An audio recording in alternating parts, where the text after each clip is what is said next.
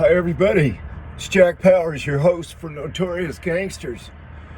Today's episode is about a notorious gangster from the 20s and 30s who was nicknamed and known by the name of Pretty Boy Floyd. Pretty Boy Floyd. Now, the way he allegedly got his nickname was that he wore like a button-up white shirt and dress slacks to work in an oil field. And the fellow workers on the rigs started to call him a pretty boy. Another account was that one of the bank tellers in one of the banks he robbed described him as being a pretty boy with rosy red cheeks, etc.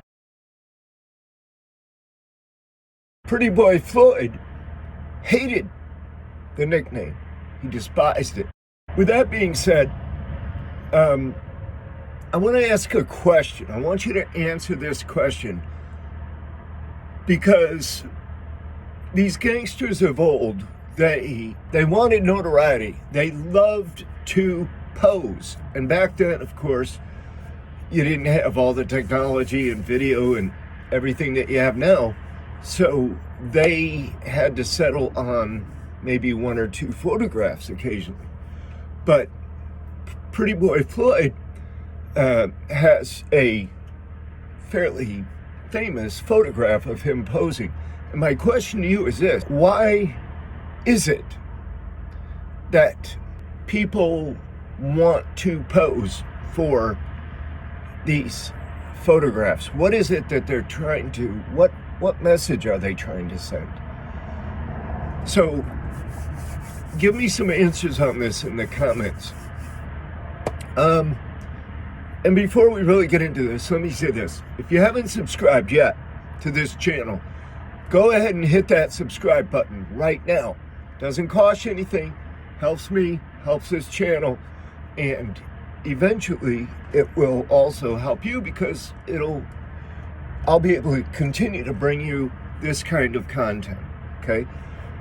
And lastly, if you don't already have my books, one of them, all of them, please check them out on Amazon.com. Lock and Key, Pacing the Cage, ADX Supermax, The Alcatraz of the Rockies.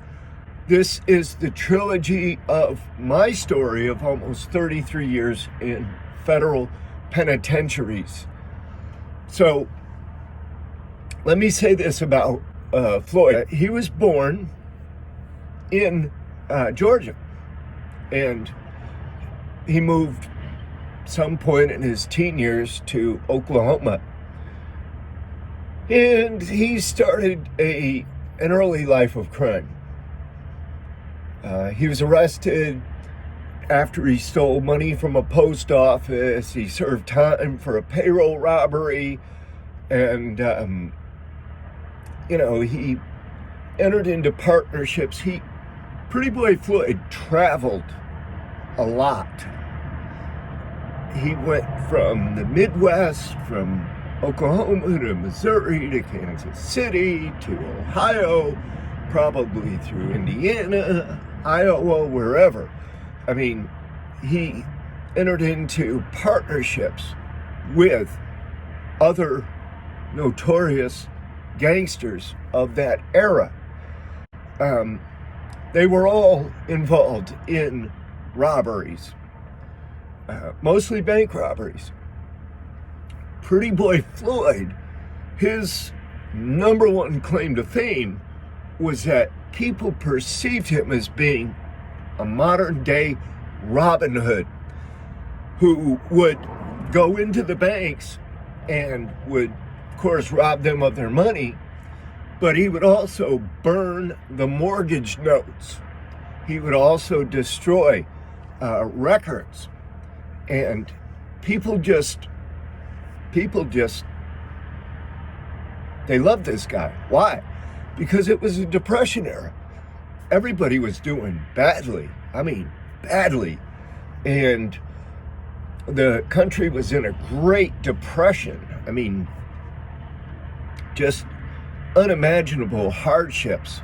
People losing their their farms, losing their homes, losing their livelihoods. Everything that was going on was a real challenge.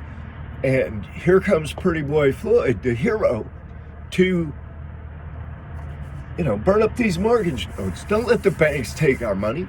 Don't let these money men come in and snatch our stuff out from under us. Help us. The reality is he might have maybe done that once or twice, maybe. Maybe he didn't do it at all. Maybe it was all just legend or hope or whatever. But that's what he was known for. That's what people really, that was the image that he held. So people in the Midwest and West, they love this guy. He was wanted in a lot of robberies and a lot of murders. I mean, here's another question I want to pose to you. Another question. Were the notorious gangsters of old more violent than the gangsters of the present? Were they more violent? I think they were. Pretty Boy Floyd was wanted, as I said, for numerous murders. Really, across the country. There were all kinds of stuff that they suspected him of being involved in.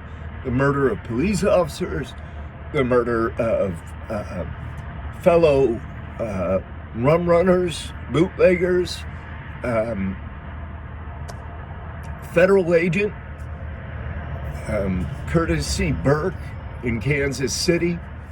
I think that's what brought Melvin Purvis and the Bureau of Investigation, the BOI, into the picture. A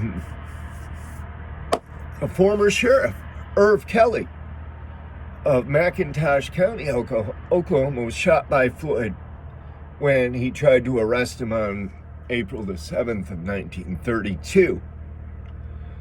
In November of that year, Floyd's gang attempted to rob the Farmers and Merchants Bank in Boley, Oklahoma. And I think that they didn't come off too well. He was known as the Robin Hood of Crooks and Hills. Now, there was also this event that was called the Kansas City Massacre. And Floyd and a fellow by the name of Adam Rochetti became the primary suspects. This was a gunfight. This was a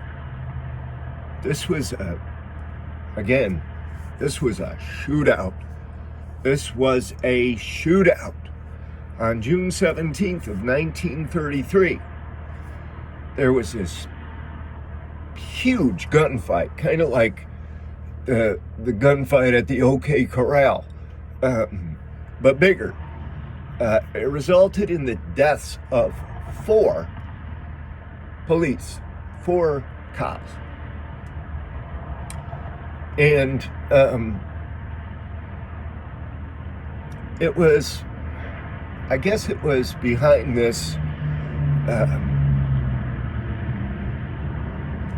it was behind this cat and mouse game, right?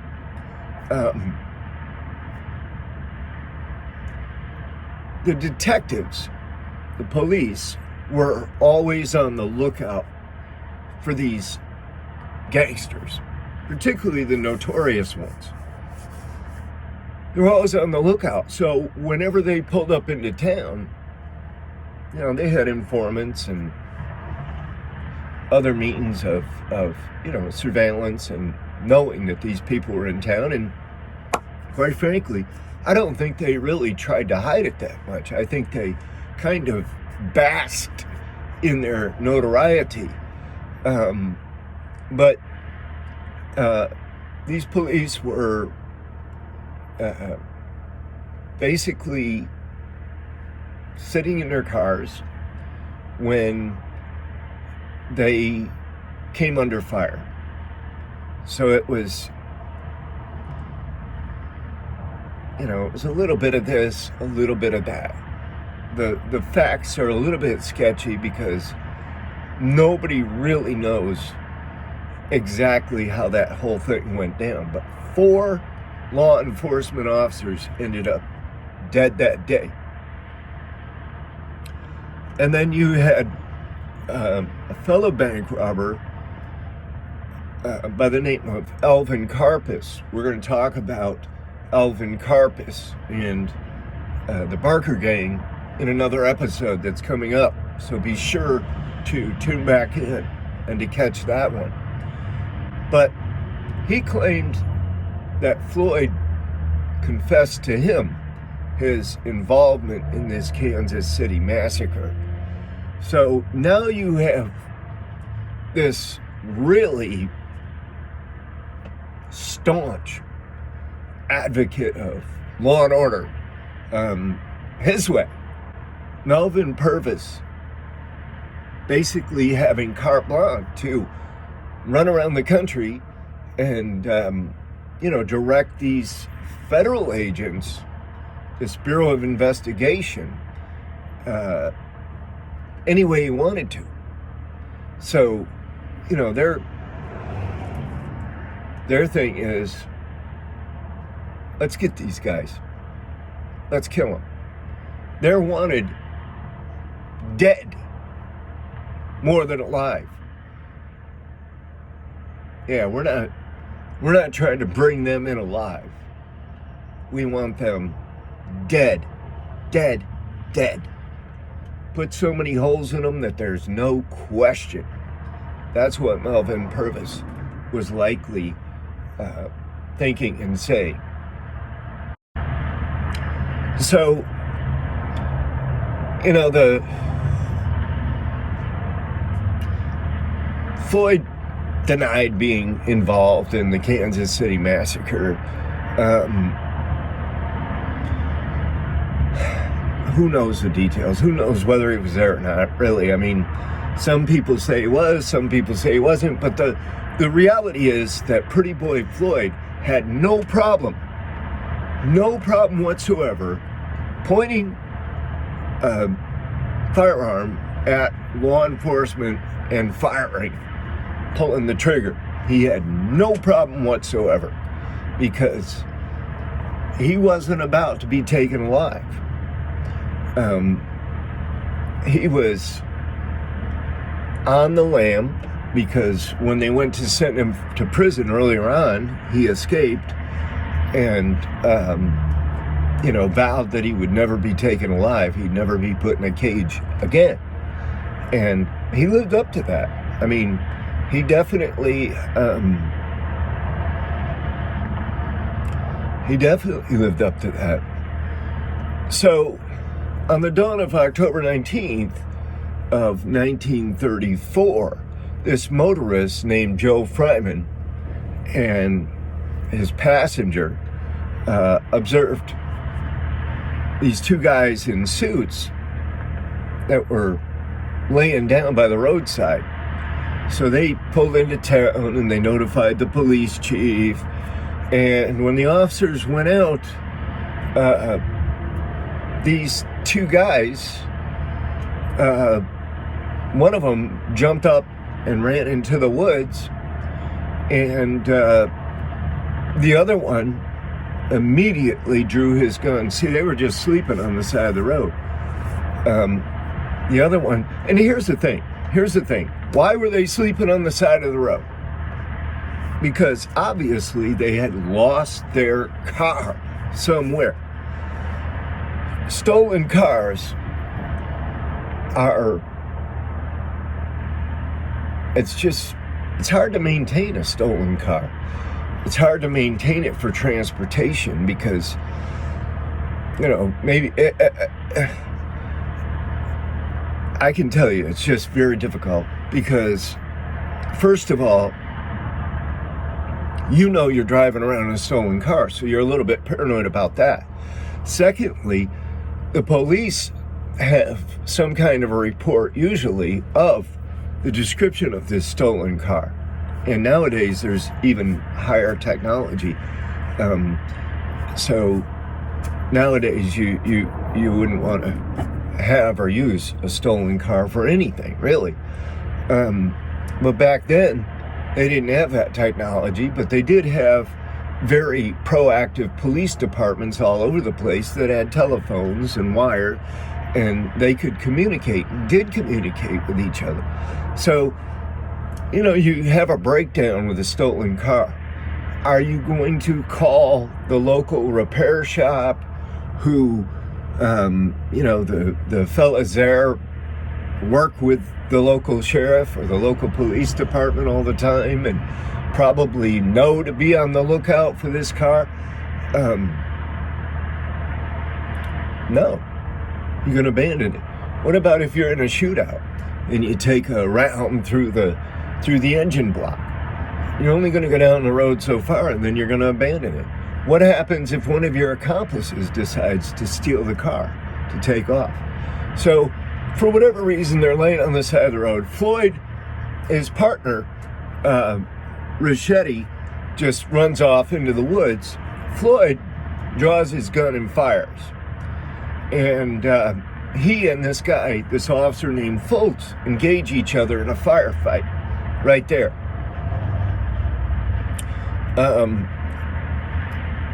It was this guy, Fultz, was shot in the foot, and a fellow officer was shot in the shoulder,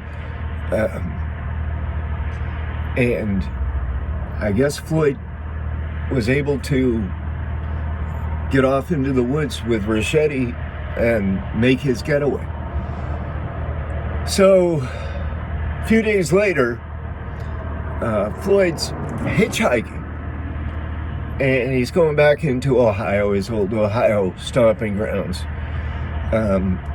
where he knew a guy at a pool hall by the name of Charles Joy, and he's going to go get some food, he's going to get some rest, he's going to be, I guess, in a place where he can relax a little bit and recuperate. So,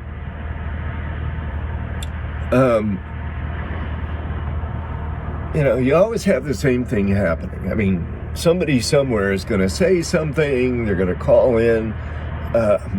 The federal agents have already been around and told everybody, look, if you see or hear from this guy, you better let us know. They have a lot of stuff to work with, right? They can give them money. They can give them, a free pass on their own crimes. It's the same today, I think, as it was back then. Probably a little more freedom federal officers had back then. But Floyd was confronted with a group of lawmen after leaving the pool hall, and he attempted to flee on foot and was shot down by the federal officers. So he was shot multiple times in the back, and he died right there on the scene. They say he was taken into custody and died later, but that's what they always say, right? He died right on the scene. They probably went over and put their feet on him, and they might have even put lead in him at close range. Who knows? But yeah, they got him, and there's different accounts of how that all went down. But anyway, he was killed, and of course the papers and everything picked it up, and there was a big to-do. I mean, there was allegedly about 30,000 people that came to Pretty Boy Floyd's funeral. The largest crowd at any funeral in the United States in history went to the funeral of Pretty Boy Floyd. So that was the end, and this is the end. Please tune in again for the next episode of Notorious Gangsters. And if you haven't hit the subscribe button by now, please do so. If you haven't bought a copy of my books, please do so. Share this with a friend. It's easy to do. Hit the share button, hit the like button. Give us some credit over here. Thank you very much. My name's Jack Powers, and I'll see you again soon.